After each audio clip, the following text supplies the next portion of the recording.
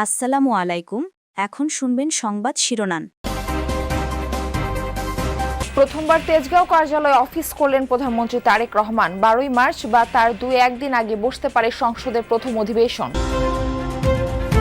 কিশোর গ্যাংয়ের ছিনতাই চাঁদাবাজির প্রতিবাদে মোহাম্মদপুরের আদাবর থানা ঘেরাও। অভিযুক্ত কালা রাসেল সহ কয়েকজনকে আটক করেছে পুলিশ। অন্তর্বর্তী সরকারের বিতর্কিত টেলিকম আইন ও নীতিমালা পর্যালোচনার দাবি উদ্যোক্তাদের। প্রয়োজন বিনিয়োগের পথ নকশাও। ৫ বছরও শেষ হয়নি শরীদপুরের আঙ্গারিয়া বালিকা উচ্চ বিদ্যালয়ের নতুন ভবনের নির্মাণ কাজ। জর্জিনো টিন শেডে চলছে পাঠদান।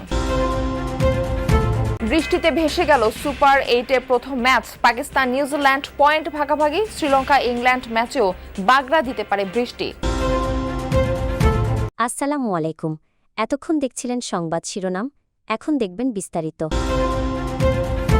ঈদের আগে প্রতিশ্রুতি অনুযায়ী খতিব, ইমাম, মুয়াজ্জিন ও অন্যান্য ধর্মীয় গুরুদের সম্মানী এবং উৎসব ভাতা দেবে সরকার। শনিবার বিকেলে প্রধানমন্ত্রীর কার্যালয়ে আয়োজিত এক ব্রিফিংয়ে এই কথা জানান প্রধানমন্ত্রীর উপদেষ্টা ডক্টর মাহাদি আমিন। এর আগে সকালে প্রথমবারের মতো প্রধানমন্ত্রীর কার্যালয়ে অফিস শুরু করেন তারেক রহমান। শনিবার ছুটির দিন সকালে প্রথমবার রাজধানীর তেজগাঁও কার্যালয়ে প্রধানমন্ত্রী তারেক রহমান। এ সময় প্রধানমন্ত্রীকে স্বাগত জানান তার কার্যালয়ের কর্মকর্তা কর্মচারীরা। মূল ভবনে প্রবেশের আগে সাবেক প্রধানমন্ত্রী বেগম খালেদা জিয়া সরকারের সময় দায়িত্ব পালনকারী কর্মকর্তা কর্মচারীদের সঙ্গে কুশল বিনিময় করেন প্রধানমন্ত্রী তারেক রহমান। পরে কার্যালয় চত্বরে একটি স্বর্ণচাপা ফুলের চারা রোপণ করেন তিনি। শহীদ দিবস ও আন্তর্জাতিক মাতৃভাষা দিবস উপলক্ষে স্মারক ডাক টিকিট অবমুক্ত করেন প্রধানমন্ত্রী। দুপুরে নির্বাচনের আগে দেয়া প্রতিশ্রুতির বিষয়ে বিভিন্ন মন্ত্রণালয়ের সংশ্লিষ্টদের সাথে আলোচনা করেন তারেক রহমান। প্রধানমন্ত্রীর প্রথম দিনের পুরো কার্যক্রম তুলে ধরে বিকেলে সংবাদ সম্মেলন করেন প্রধানমন্ত্রীর প্রেস সচিব সালেহ শিবলি। জানান, নির্বাচনী প্রতিশ্রুতি বাস্তবায়নে বেশ কিছু নির্দেশনা দিয়েছেন তারেক রহমান। এই নির্বাচনের আগে বাংলাদেশের জনগণের জন্য উনি কি কাজ করবেন, দলের কি ম্যানিফেস্টো, বাংলাদেশের মানুষের জীবন মান উন্নয়নে ওনার কি কর্মসূচি, এই কর্মসূচি কিভাবে বাস্তবায়ন করা যায়, এই বিষয়গুলো নিয়ে উনি সারাক্ষণ কথা বলেছেন। রাজধানীর বছিলা ও আদাবর বেড়িবাঁধ এলাকায় আবারও বেপরোয়া হয়ে উঠেছে ছিনতাইকারী, চাঁদাবাজ, সন্ত্রাসী কিশোর গ্যাং চক্র। শনিবার রাতে ঈদের চাঁদার দাবিতে আদাবরের আবির ফ্যাশন নামের একটি এমব্রয়ডারি কারখানায় হামলার ঘটনা ঘটে। আহত হয় অন্তত ৩ জন। এর প্রতিবাদে আদাবর থানা ঘেরাও করে বিক্ষোভ করেন স্থানীয় এমব্রয়ডারি মালিক ও শ্রমিকরা। এরই মধ্যে এই ঘটনায় জড়িত অভিযুক্ত কালা রাসেল সহ কয়েকজনকে আটক করেছে পুলিশ। আরও জানাচ্ছেন শওকত মঞ্জুর শান্ত। মোহাম্মদপুরের বছিলা ৩ রাস্তার মোড়। সিসি ক্যামেরার ফুটেজে দেখা যায় দিনে দুপুরে ছিনতাইয়ের কবলে পথচারী। ধস্তাধস্তির এক পর্যায়ে হাতে ধারালো অস্ত্রের আঘাত করে কিশোর গ্যাং সদস্যরা। আহত পথচারী কোনো রকমে দৌড়ে প্রাণ রক্ষা করেন। অভিযোগ, এলাকা ত্রাস হয়ে ওঠা কিলার বাদল গ্রুপের বিরুদ্ধে। একই দিন একই এলাকা। চাঁদা না দিলে গোটা মার্কেটের সব দোকান বন্ধ করে দেওয়ার হুমকি স্পষ্টই রেকর্ড হয় দোকানের সিসি ক্যামেরায়। বন্ধ থাকবো কালকের থেকে, পুরো মার্কেট, পুরো বিল্ডিং। কি করবেন?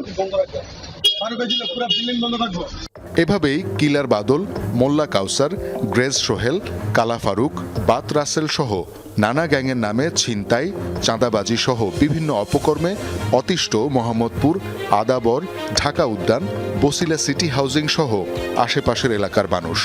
অন্তর্বর্তী সরকারের বিতর্কিত টেলিকম আইন ও নীতিমালা পর্যালোচনা করাই হবে নতুন সরকারের জন্য বড় চ্যালেঞ্জ।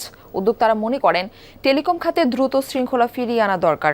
ডিজিটাল সার্বভৌমত্ব গড়ে তুলতে সহায়ক নীতি চান সংশ্লিষ্টরা। বলছেন, বিনিয়োগের পথ নকশাও প্রয়োজন। ২৪-এর রাজনৈতিক পরিবর্তনের পর অন্তর্বর্তী সরকারের হাত ধরে দেশের টেলিযোগাযোগ এবং তথ্য প্রযুক্তি খাতে বেশ কিছু সংস্কার করা হয়েছে। এর আওতায় টেলিযোগাযোগ খাতের আইন ও লাইসেন্সিং ব্যবস্থা এসেছে বড় পরিবর্তন। টেলিকম খাতে নতুন নীতিমালা এবং বিধিবিধান বিশেষ অপারেটর এবং সুনির্দিষ্ট কিছু প্রতিষ্ঠানের জন্য বিশেষ সুবিধার পথ উন্মোচন করেছে বলে মনে করেন প্রযুক্তিবিদরা। তাদের অভিমত, তাড়াহুড়ো করে আইন ও নীতি পরিবর্তন করায় এ খাতে বিশৃঙ্খলা বিরাজ করছে। পলিসিটা রিভিউ হয়ে গেলে আমরা দেখব যে তখন টেলিকম আইনে কোথায় কোথায় পরিবর্তনগুলো প্রয়োজন। সেই পরিবর্তনের পার্সপেক্টিভ থেকে তখন গাইডলাইন এবং কনসালটেশনের মাধ্যমে অন্যান্য বিষয়গুলো আসবে। ইন্টারিম গভর্নমেন্টের সময় আমরা যেটা দেখেছি, তাড়াহুড়ো করে আইনটা পরিবর্তন হয়েছে। সেখানে সমসাময়িক যেসব বিষয়গুলো আসা উচিত ছিল সেগুলো আসেনি। গত 1.5 বছরে ক্ষুদ্র ও মাঝারি উদ্যোক্তাদের বাণিজ্য সম্প্রসারণের পথ সংকুচিত হয়েছে এমন অভিযোগ উঠেছে। লাইসেন্সিং নীতিমালায় বিতর্কিত বিধিবিধানের বিষয়ে উদ্যোক্তারা আপত্তি তুললেও তাতে গা করেনি বিদায়ী সরকার। নতুন সরকারের কাছে তাই দীর্ঘমেয়াদী বিনিয়োগের পথনকশা চান তারা। দীর্ঘ 5 বছর অতিক্রম হলেও শেষ হয়নি শরীয়তপুরের আঙ্গারিয়া বালিকা উচ্চ বিদ্যালয়ের নতুন ভবনের নির্মাণ কাজ। ভবনের বেসমেন্ট খুলে ফেলে রাখায় ধসে পড়েছে পুরাতন ভবনের কক্ষ, দেখা দিয়েছে ফাটল। এতে আধা পাকা জরাজীর্ণ টিন শেডে চলছে শিক্ষার্থীদের শিক্ষা কার্যক্রম। দ্রুত ভবন নির্মাণ শেষ করে শিক্ষার পরিবেশ ফিরিয়ে আনার দাবি শিক্ষক আর শিক্ষার্থীদের। ঠিকাদারের সাথে কথা বলে ভবনের কাজ দ্রুত চালুর আশ্বাস দিয়েছে জেলার শিক্ষা প্রকৌশল অধিদপ্তর। আধাপাকা ভবনের পিলার ধসে বের হয়ে আসছে রড, পচে গেছে কাঠ, মরিচে ধরেছে টিনের চালায়, পলেস্তারা খসে পড়ায় দেয়াল জুড়ে তৈরি হয়েছে অসংখ্য ফাটল। এমন বেহাল শরীয়তপুর সদরের আঙ্গারিয়া বালিকা উচ্চ বিদ্যালয়। গ্রীষ্ম বর্ষায় ভোগান্তি বেড়ে যায় কয়েক গুণ, অথচ দুর্ভোগ কমাতে 2021 সালে 1,31,00,000 টাকা ব্যয়ে বিদ্যালয়ের জন্য একটি নতুন ভবনের নির্মাণ কাজ শুরু করে শিক্ষা প্রকৌশল অধিদপ্তর। তবে 5 বছর পেরিয়ে গেলেও নির্মাণ হয়নি একটি পিলারও। তারা আসে কয়েকদিন পর কিছু খনন করে, এই রড টড গাড়ে, তারপরে আবার একটু কাজ করে, আবার কই চলে যায়, তাদের কোনো খবরও থাকে না। গাদাগাদি করে এক বেঞ্চে 5 থেকে 6 জন করে বসা লাগছে। আমরা ঠিকমতো আমাদের পড়াশোনা করতে পারছি না, আমরা ক্লাসে মনোযোগী হতে পারছি না। আমাদের ক্লাসরুমে অনেক ফাটল ধরেছে, এই জন্য আমাদের ক্লাস করতে অনেক সমস্যা হয়। আমরা সবসময় ভয়ের ভিতরে থাকি যে কখন আমাদের ক্লাসরুম বা ভেঙে পড়ে বা আমরা ক্ষতিগ্রস্ত হই। লাইব্রেরিগুলো পুরো ভেঙে গিয়েছে এবং ক্লাস করা অনেক ঝুঁকিপূর্ণ হয়ে যাচ্ছে। টি-20 বিশ্বকাপে সুপার 8-এর প্রথম ম্যাচটা ভেস্তে গেল বৃষ্টিতে, কিন্তু 1 পয়েন্ট পেয়ে দুই দলে খুব বেশি অখুশি হবার কথা নয়। কারণ পাকিস্তান নিউজিল্যান্ড ম্যাচে নিরঙ্কুশ ফেভারিট ছিল না কোনো দলই। তবে প্রকৃতি আবার সমতা এনে দিতে পারে 4 দলের মধ্যে, কারণ এই গ্রুপের পরের ম্যাচ রোববার ক্যান্ডির পালেকেল্লেতে। শ্রীলঙ্কা ইংল্যান্ডের সেই ম্যাচেও বাগড়া দেবে বৃষ্টি, বলছে আবহাওয়া পূর্বাভাস। নিউজিল্যান্ডের পাকিস্তানের ক্রিকেটাররা ড্রেসিং রুমে বসে এমনই নিশ্চয়ই কোনো কবিতার পংক্তি মনে করছিলেন, কেননা সুপার 8-এর মহা গুরুত্বপূর্ণ ম্যাচে দুই দলই জয় পাওয়ার লক্ষ্যে মাঠে এসেছিল। ওয়ার্ম আপ হয়েছিল, টস হয়েছিল, কিন্তু তখনই শুরু বেরসিক বৃষ্টি। স্থানীয় সময় 9:05 পর্যন্ত যখন বৃষ্টি থামার কোনো লক্ষণ নেই, তখন ম্যাচটা কল্ড আপ করতে বাধ্য হয় সংশ্লিষ্টরা, যার ফলে 1 পয়েন্ট নিয়ে সন্তুষ্ট থাকতে হচ্ছে নিউজিল্যান্ড আর পাকিস্তানকে। তবে এই ফলাফলে দুই দলই যে খুব বেশি অসন্তুষ্ট হবে সেটাও বলার সুযোগ নেই কিন্তু, কেননা এই ম্যাচে দুই দলের জয়ের সম্ভাবনাই ছিল প্রায় 50-50।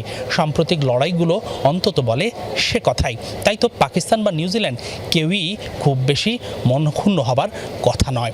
তবে সুপার 8-এর দ্বিতীয় ম্যাচ শ্রীলঙ্কাতে ক্যান্ডিতে পাল্লেকেল্লে স্টেডিয়ামে, শ্রীলঙ্কা এবং নিউজিল্যান্ডের মধ্যে, কিন্তু সেই ম্যাচেও বাগড়া দিতে পারে বৃষ্টি, অন্তত আবহাওয়ার পূর্বাভাস বলছে তাই।